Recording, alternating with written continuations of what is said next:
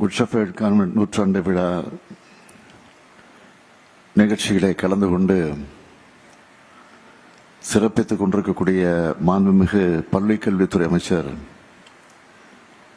தம்பி அன்பில் மகேஷ் பொய்யாமொழி அவர்களே,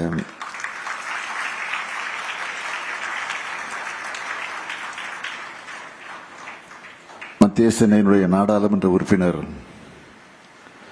தம்பி தயாநிதி மாறன் அவர்களே,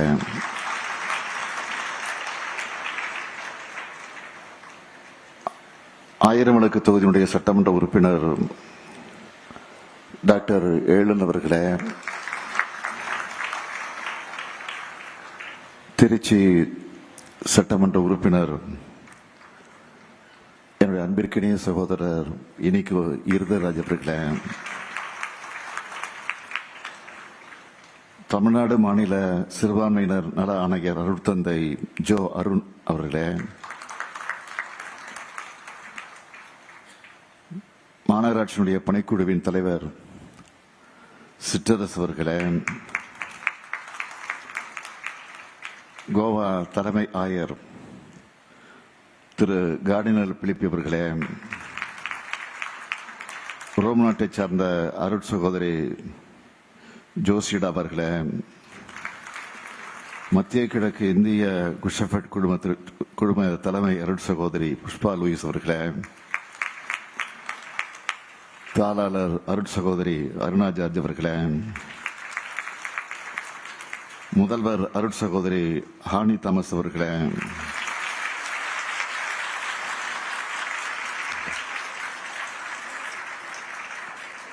ஆசிரியர் பெருமக்களே, பெற்றோர்களே, என் அன்பிற்கினிய மாணவ செல்வங்களே,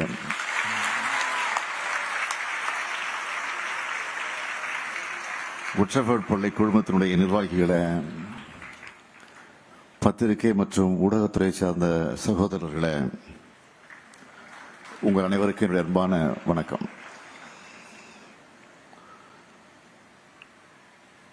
நல்ல முறையில் வழிநடத்துறவர் தான் நல்ல ஆயன். அத்தகைய பெயரை தாங்கி நின்று நூற்றாண்டு கண்டுள்ள இந்த குட் ஷெப்பர்ட் பள்ளியை வாழ்த்தி அறிவார்ந்த திறமைமிக்க மாணவர்களை வளர்த்தெடுக்கும் தாளாளர்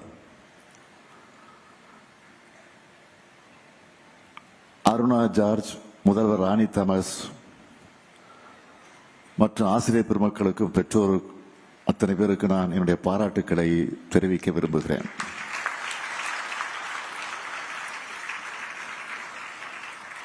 இன்றைக்கு சென்னை நாள். இந்த சென்னைக்கு பல்வேறு வரலாற்று அடையாளங்கள் இருக்கிறது. அப்படிப்பட்ட அடையாளங்கள்ல ஒன்றுதான் நூற்றாண்டு கண்டுள்ள இந்த குட் ஷெப்பர்ட் பள்ளியும் என்பதை நான் பெருமையோடு தெரிவிக்கிறேன்.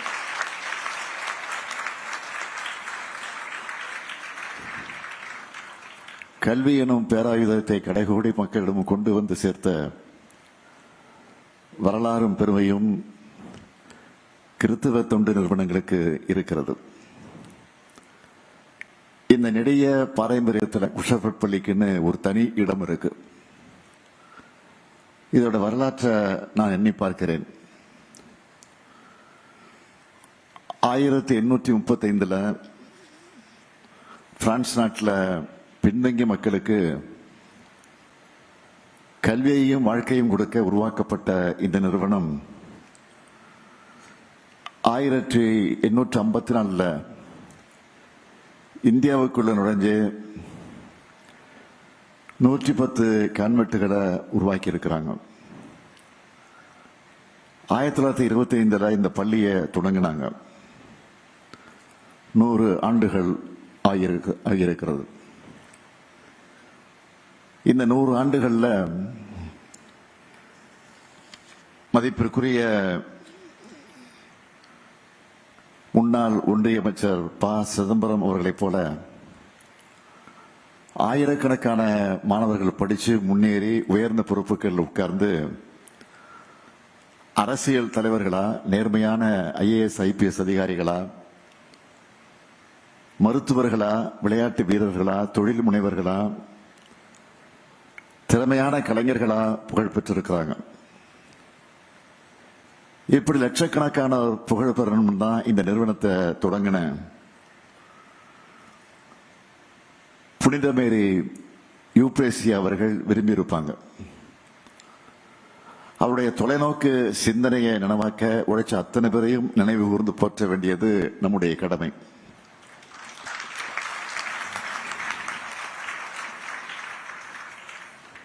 கல்வியை பற்றி புனித மேரி யூப்ரேசி அவர்கள் என்ன சொன்னார்னா, கல்வி என்பது மனித ஆளுமையில் உளவியல் ரீதியாகவும், உடல் ரீதியாகவும், அறிவு ரீதியாகவும், அழகியல் ரீதியாகவும், ஆன்மீக ரீதியாகவும் சிறந்த அனைத்தையும் வளர்ப்பதுன்னு சொன்னார். அதாவது பாட புத்தகங்களை கடந்து பண்பாட்டை வளர்க்கும் கல்வியை வடிவமைச்சாங்க.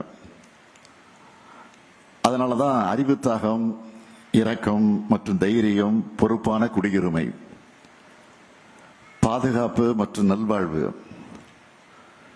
பங்கேற்பு மற்றும் ஜனநாயகம், வேற்றுமையில் ஒற்றுமை ஆகிய கொள்கைகள் கொண்டவங்களா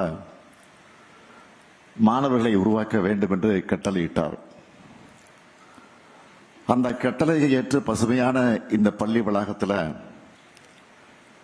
கல்வியோட பன்முக திறமைகளையும் கற்றுத்தந்து ஏராளமான திறமைசாலிகளை உருவாக்கி இருக்கீங்க. கல்வி பணிகளை கடந்து சமூக சேவைகளிலும் ஈடுபட்டு சமுதாயத்தில் புறக்கணிக்கப்பட்ட கல்வி, மறுக்கப்பட்ட கல்வி, கற்க இயலாத பெண்களுக்கு கல்வியையும் வாழ்வாதாரத்தையும் வழங்க மரியனோம் மொட்டுக்கள் இல்லம், நடுத்தர விளிம்பு நிலை பெண்களுக்கான பாதுகாப்பான தங்குமிடம் வழங்கக்கூடிய ரோஷன் நிபாஸ்னு சமூக சேவை நிறுவனங்களையும் நடத்திட்டு வர்றதுக்கு என்னுடைய வாழ்த்துக்கள். இங்கே மாணவர்கள் இருக்கீங்க. ஒரு காலத்தில் கல்வி என்பது நமக்கு மறுக்கப்பட்ட ஒன்று. ஏராளமான போராட்டங்களுக்கு பிறகுதான் கல்வி கதவுகள் நமக்கு திறக்கப்பட்டுச்சு. இன்னமும் கல்விக்காக போராடும் மக்கள் இருக்காங்க. கல்வியை ஊக்குவிக்க வேண்டும் என்பதற்காகத்தான் காலை உணவு திட்டம், நான் முதல்வன், புதுமை பெண், தமிழ் புதல்வன் நிறைய திட்டங்களை செயல்படுத்திக்கிட்டு இருக்கோம். இப்போ கூட பள்ளி மாணவர்களுக்காக சிறப்பு பேருந்துகளை தொடங்கி இருக்கிறோம். நம்ம எல்லா தரப்புக்கும் இத்தனை திட்டங்களை தொடங்கி எல்லாருக்கும் எல்லாரும் செயல்படுறோம். ஆனா இந்திய அளவில் பல மாநிலங்களில் வெறுப்புணர்வு தூண்டப்படுது. அதுக்கு அரசே துணை போகுது. இதுவரை இல்லாத அளவுக்கு இந்தியாவில் சிறுபான்மையினர் நெருக்கடிக்கு ஆளாகியிருக்காங்க.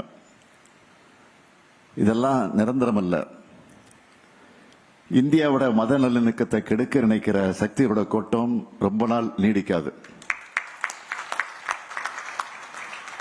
சாதி மத பிரிவினை பார்க்காம எல்லோரையும் சமமா நடத்துற பண்பை ஸ்கூல்ல நீங்க வளர்த்துக்கணும். தும்பை விட்டு விட்டு வாழை பிடிக்க கூடாதுன்னு சொல்லுவாங்க. அப்படித்தான் தமிழ்நாடு எப்பவும் சமத்துவ பூங்காவா சகோதரத்தோட திகழணும்னா மாணவர்களான நீங்க இப்பவே அந்த எண்ணத்தோட வளர்ந்தாதான் முடியும். அதனாலதான் ஸ்கூல் நிகழ்ச்சியில கூட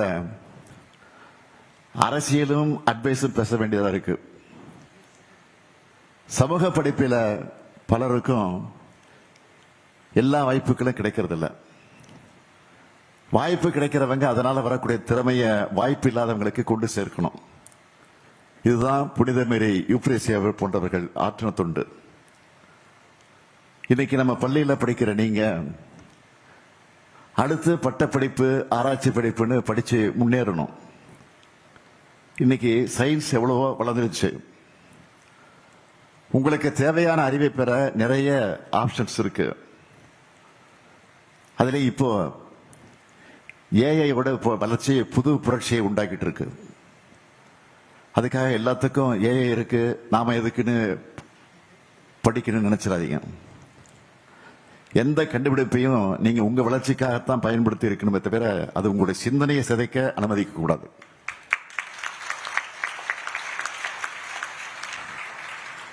அதே போல உங்க ரோல் மாடலை இன்ஸ்டாகிராம்ல தேடாதீங்க.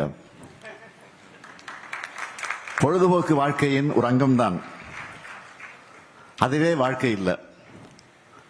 சுருக்கமா சொல்லணும்னா நீங்க ரீல்ஸ்ல பார்க்கறதெல்லாம் ரியாலிட்டின்னு நம்பிடாதீங்க.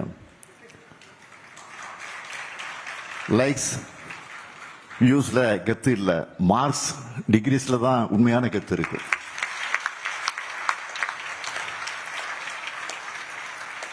படிக்கிறதோட நல்லா விளையாடுங்க, உடல் நலையும் பார்த்துக்க வேண்டும். டீச்சர்ஸும் இன்னைக்கு இருக்கக்கூடிய பசங்களுக்கு எந்த மாதிரி அப்கிரேட் ஆகணும், பேரண்ட்ஸும் நம்ம பசங்க என்ன நினைக்கிறாங்கன்னு காது கொடுத்து கேளுங்க, மனசை விட்டு பேசுங்க. அவங்களுக்கு ஒரு பிரச்சனை பயப்படாம நம்ம கிட்ட தைரியமா ஷேர் பண்ணணும். அந்த நம்பிக்கையை அவங்களுக்கு நீங்க கொடுக்கணும். பசங்க கிட்ட உங்க பெஸ்ட் ஃப்ரெண்ட் யாருன்னு கேட்டா எங்க அப்பா அம்மான்னு சொல்லணும். அப்படி பழகுங்க. கல்வி, நண்பர்கள், சூழல் இதுதான் பசங்களுடைய எதிர்காலத்தை தீர்மானிக்கும்.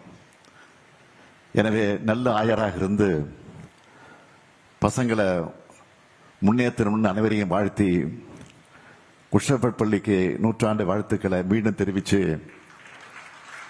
இந்த இணைய வாய்ப்பை தந்த இந்த பள்ளியினுடைய நிர்வாகத்துக்கு மீண்டும் என்னுடைய நன்றியும் வணக்கத்தையும் தெரிவித்து விடைபெறுகிறேன். நன்றி.